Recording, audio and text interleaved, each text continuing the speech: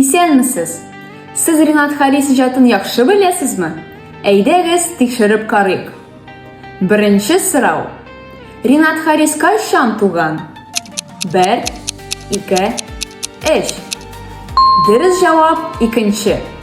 Ринат Харис 1941 елның 6 майында Ульяновск өлкәсенең Богдашкин районы Зирекле-Күл авылында туган. Икенче сорау. Ринат Харис кайда укыган? 1, 2, 3. Дөрес җавап өченче. Ринат Харис 1959-1963 елларда Казан дәүләт педагогия институтының тарих-филология факультетында укый.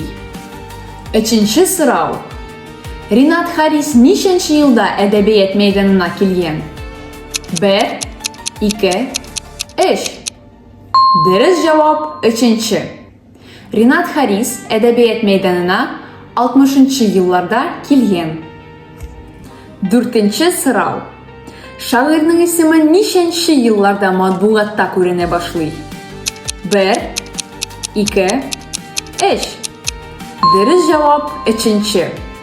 Шагыйрьнең исеме 1962-1963 елларда матбугатта күренә башлый. Бишенче сорау. Тәүге җыентыгы ничек дип атала? 1, 2, 3.